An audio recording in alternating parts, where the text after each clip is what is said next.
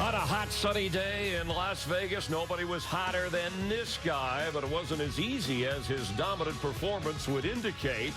Not everybody was happy leaving Las Vegas. The story straight ahead on Victory Lane.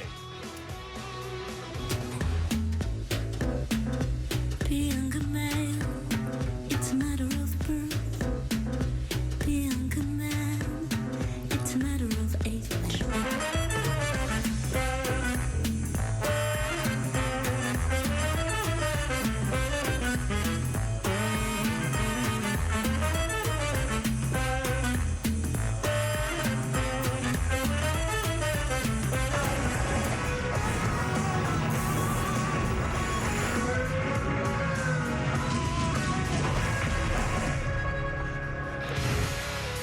Well, there was high drama in the high desert at Las Vegas Motor Speedway, and the driver of the 78 in his Toyota, Martin Truex Jr., a dominant performance, victorious, almost slipped away, needed a break to take advantage, and he did to win in the third race of the Monster Energy Series with Michael Waltrip. I'm Chris Myers. Nice to have you watching on FS1 and Victory Lane as we come to you from Las Vegas. Well, Martin Truex Jr. has been a guy who's dominated races before and didn't wind up winning. This time he was able to hang on. Yeah, he's had some slip away, and I know it had to be a shock to him when he watched the two-car falter late, drive around and get the lead after dominating most all afternoon. A historical moment as he was the first driver to drive for the cycle in NASCAR history. Stage 1, Stage 2 he wins, and then the final stage. So the race in 90, let's take you through. And there were some fireworks at the end of this that we didn't expect, but we'll have a closer look. Brad Keselowski, the winner last week, picking up where he left off, started on the pole and had the early lead. One of 5 rookies in this race, Corey LaJoie, bringing out the first caution. Then Kevin Harvick with running 6 had a tire problem. Yeah, Kevin reported that he got a vibration, and just a couple of laps later, the right front tire blew. It makes you wonder if he ran over something and chunked it out. Kyle Busch caught for speeding on pit road. Was running 5th, fell down a lap, but worked his way back up. Meanwhile, Martin Truex Jr., your Stage 1 winner, your Stage 2 winner. Kurt Busch, your Daytona 500 winner with a battery problem. Yeah, not the greatest return to his hometown after that big win in Daytona. He hit the wall a bit off turn 4, and then the battery went dead, so they had to replace that, lost several laps. Jimmy Johnson gambling, the 4-time winner here in Vegas, stayed out, but didn't get the caution he wanted. 24 laps to go. Brad Keselowski passes Martin Truex Jr. for the lead. And then Danica Patrick with an engine problem. Man, that thing blew up, too. It went up in smoke. She got up high. There was oil up there. Made this final restart dramatic. And Ricky Stenhouse Jr., her boyfriend, with a problem with his car. As you said, they do everything together. And they were both kind of out of the way. 2 laps to go. Truex passes Keselowski. Then Brad, something goes wrong. He said his right front wheel assembly with an issue. And then Kyle Busch tried to dive under Brad. Joey was there. They made contact. I think Joey said, I'm going to dive into turn 3 hard. If it sticks, it sticks. It did, and they hit. And with Keselowski out of the way, celebration for Truex and his crew. But on pit road afterwards, cameras and JeffBlock.com, his camera caught this. Yeah, Kyle went in to discuss what happened, I thought, but not. And you saw Logano being held back, a punch thrown. Those were some of the pit crew members and a NASCAR official as Kyle Busch left with blood on his face. And meanwhile, the bright side of things in Las Vegas, Martin Truex Jr. with the victory. So let's get a thought. An impressive win for him. He dominated, but he still needed something to go wrong with Keselowski. Otherwise, Ford, and the story going in was they were on their way to their 3rd straight win. But it was impressive how well he ran through the middle stages of the race. But Brad Keselowski and Paul Wolfe, they kept adjusting on that Ford. And when it came to those final laps, he was rolling. I think he was going to drive away and win the race, but then we have the big caution late in the going. And, man, did we have fireworks after that. Yeah, and to hear from both drivers at 2 different points of view, that often is what leads to something like this. Our Vince Welch caught up with both Kyle Busch and Joey Logano afterwards. With Joey Logano now, and Joey, what happened when Kyle came to the car? What transpired there? There wasn't much talking, just a lot of swinging. You know, just, I don't know, I was racing hard there at the end with our Pennzoil Ford, and, you know, Kyle and I usually race really well together, usually never have any issues, and he tried to, you know, pin me down into the corner underneath Brad, and we about crashed on entry, and then I was still trying to gather it up by the center, and I was going to spin out, so I'm trying to chase it up, and he was there. So, yeah, obviously nothing intentional, but obviously he thinks that, so I don't know, we'll move on. Any blows landed between the two of you? None to me. So what led this was to the your- move, Michael, that you think wasn't deserving of the kind of reaction from Kyle Busch. No, Kyle was aggressively racing. I have no problem with what Kyle did. And Joey said, well, I'm going to run it hard down in the corner and see if she sticks. It didn't. They made contact again. I don't see where we had to have a fight over this contact.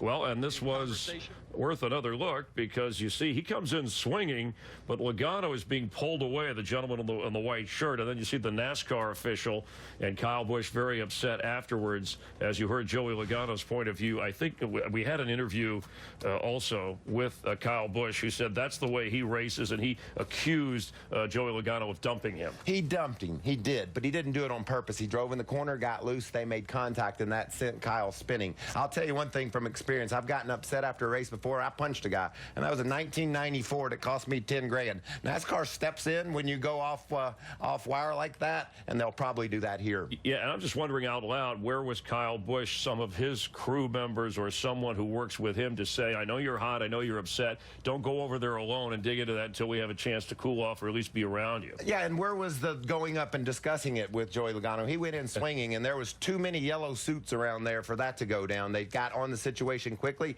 and then NASCAR had a couple of guys step in, security, and say, we got to back this away, Kyle. All right, meanwhile, Joey Logano, who wound up fourth, he's the only driver in the first 3 races to have finished in the top 10 in all 3 races.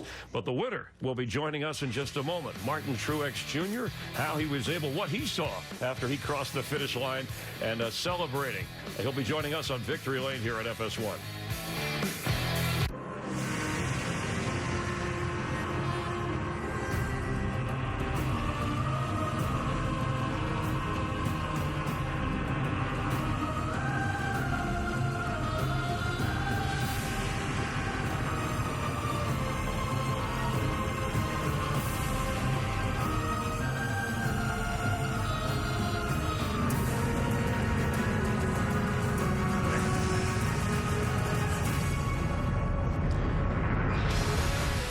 Have you watching here on Victory Lane, a history-making day in Las Vegas, and for NASCAR, first Cup driver ever to win Stage 1, Stage 2, and then win the race.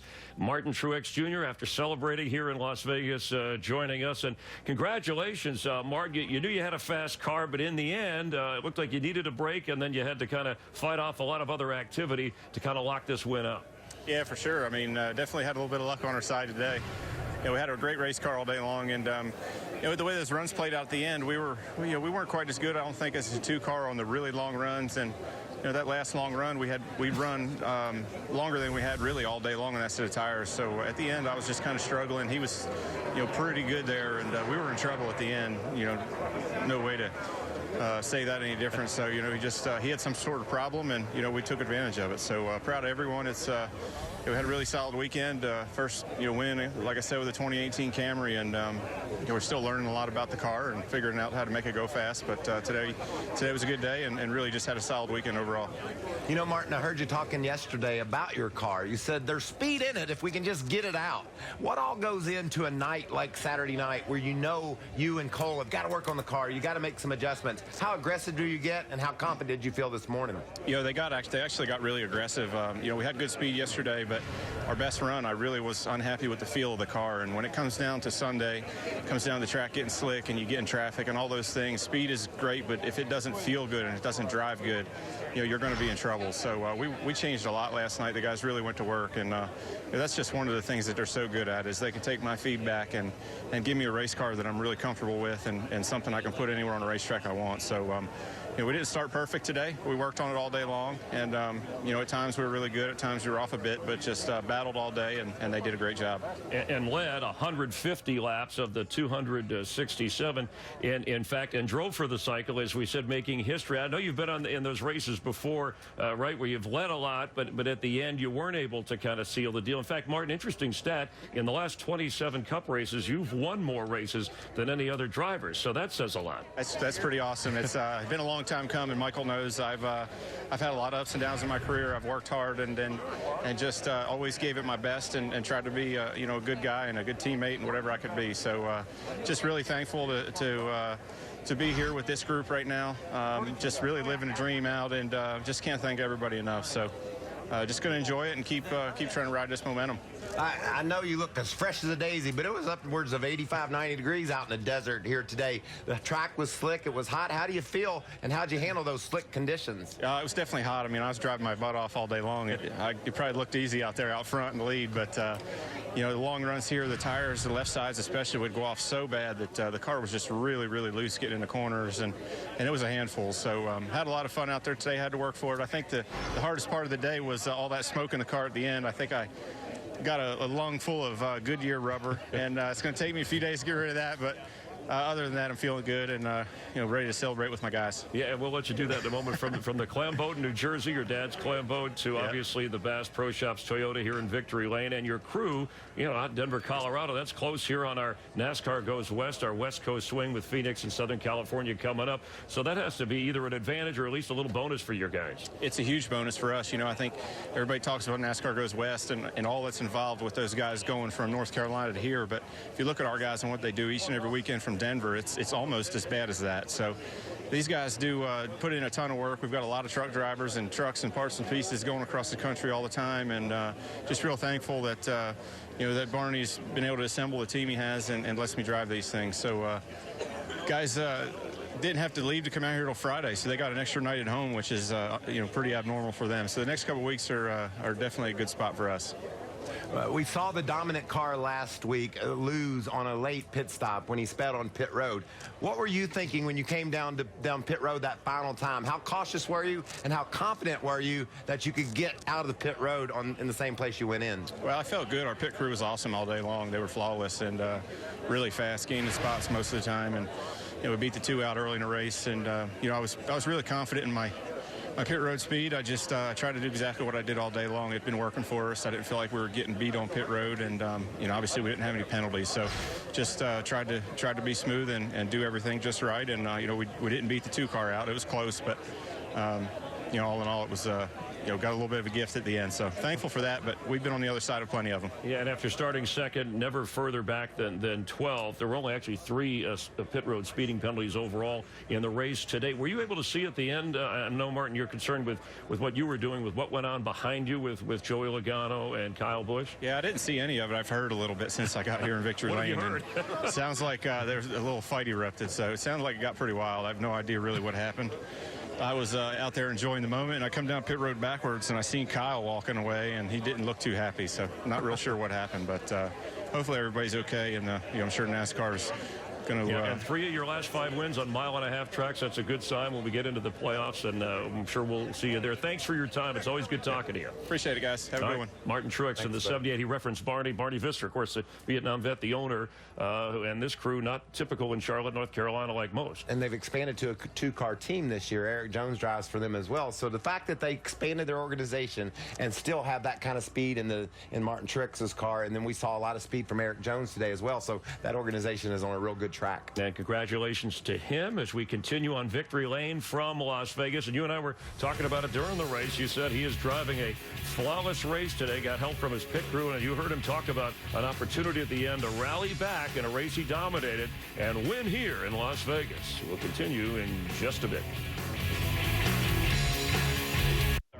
Rock and roll, 267 laps around this mile-and-a-half racetrack. Hell yeah. It's going to be a handful. Should be a lot of fun. Have a good day, guys. They're going to penalize him for that. You can't do that. I can't believe you just did that. I don't know where the rules is written that we have to come down pit road in the right lane. All right, brother. Okay. Weird about to blow a tire. Might have run something over, All right, boys, we got to do better than this now. Come on. Let's get figured out. Let's do it. Come on. And people get so occupied watching me. I've never dealt with more than one day in my life. We're doing the best we can, man. Quit it. Focus. Well, can't blame our luck anymore.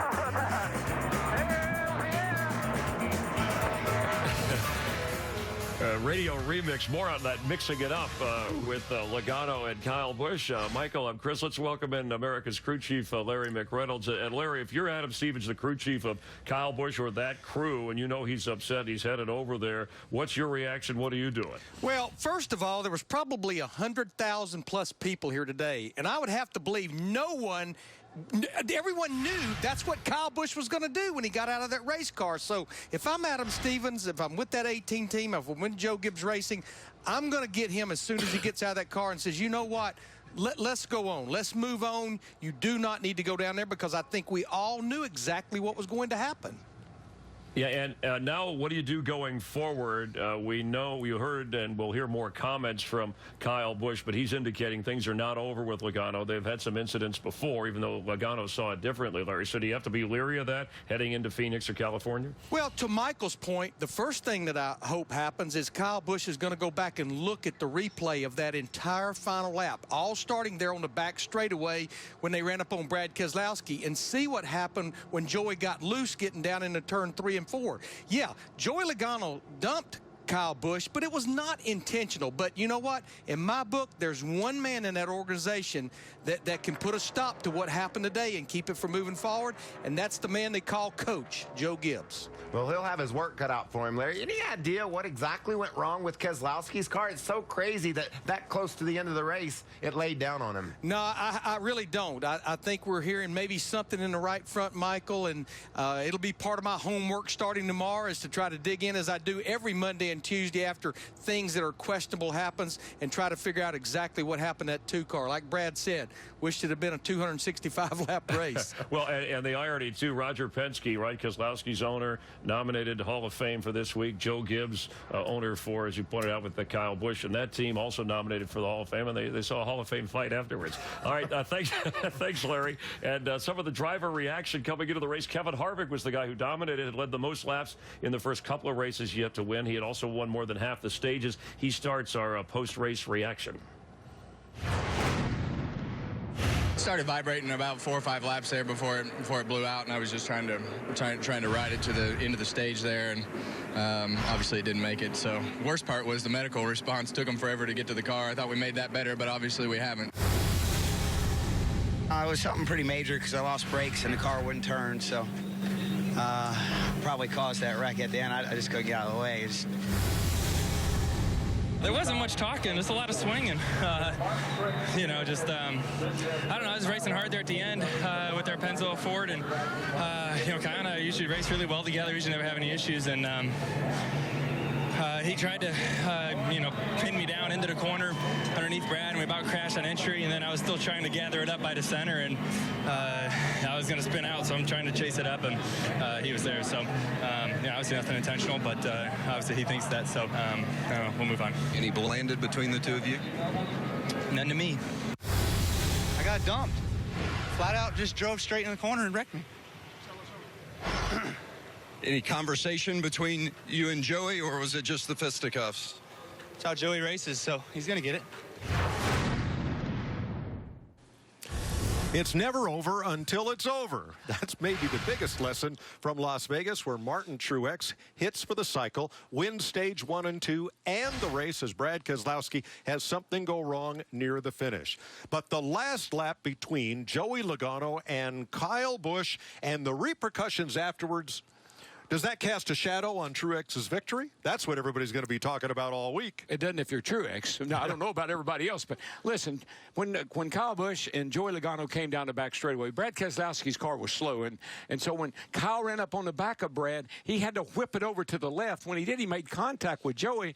I think that might have taken Joey off, and Joey just drove in really hard, got loose, they made contact. It's the last lap, coming to get the checkered flag, all bets are off. Yeah, I wouldn't say it necessarily overshadowed the win, because what an incredible performance all day long by Martin Truex Jr. and that 78 team. But certainly everybody's going to be talking about not just what happened on the racetrack with the 22 and the 18, what happened on pit road. It got pretty crazy and feisty between those two when they tried to confront one another. So is boys have at it back? Well, it was today. We'll see how that goes. I don't know, but today was certainly something that I don't like to see drivers fighting. I like to see them. I like to see them confront. I like to see them, you know, talk it out. But I don't like to see them knock it out. Well, I tell you what, I think this may be a rivalry in the making right here. This is early in the season. Usually we see these types of things maybe happen in the playoffs, but rarely in the third race of the season. That's two pretty high-strung drivers right there. Yes, that I probably haven't heard the last of. And aggressive on the track as well. Very aggressive, both of them. Well, 3 races in the books, 3 different winners, and we'll keep heading west to Phoenix this weekend. All right, thanks, guys. Jeff Gordon hit it. Rivalry here. These are two guys, championship caliber drivers, and this isn't artificial, this kind of rivalry. They're going to be spending a lot of time around each other this season, and there could be repercussions from what happened today. Not necessarily intentionally, or was it? Might be the question we'll ask afterwards. And they'll have to iron that out and hope the face and the blood is okay for Kyle Busch. Social media buzzing about the race in Las Vegas, and I'm sure they will be all week about Logano and Kyle Busch. And we'll wrap things up here on Victory Lane in just a moment. We're glad you're watching FS1 from Las Vegas. NASCAR goes west. Remember, last year Kevin Harvick dominated. He was the best driver through the West Coast swing. It'll be Phoenix, 3 Eastern, noon Pacific, and then the Auto Club in Southern California out in Fontana off the I-10. And then on FS1, Martinsville, Virginia, short track racing April 2nd. Let's get physical. Go to Martinsville and mix things up. All right, well, things were mixed up points-wise. We have our third different winner, so you win, you're in. You get a playoff spot. Martin Truex Jr. has been in the playoffs the last 2 years, and this is the earliest win in his career. These are the points. Remember, this figures in the stage racing where we had all 3 stages won, or the first 2, and then the race by Truex. And then those playoff points, which I've heard Brad Keselowski say are very important. Yeah, and just think about being shaded in yellow. You have to have that. Kevin Harvick came in to this race today leading the points based on his stage performances, but he fell all the way back to 8th today due to the fact that he had a bad day. He's got some playoff points, but he needs to get a victory. And some of those young drivers like Kyle Larson, Chase Elliott, Ryan Blaney, nice to see them up in the top 10 at least early. And I've got to tell you, keep your eye on Eric Jones. He's Martin Truex Jr.'s teammate. He's going to do some special things this year. All right, Martin Truex's day, despite the fisticuffs afterwards. For Michael Waltrip, I'm Chris Myers, our entire crew, and Lynn Mignani, a Las Vegas native who helps us here on the program and every weekend. Thanks for being a part of Victory Lane on FS1. We'll see you next Sunday on Fox.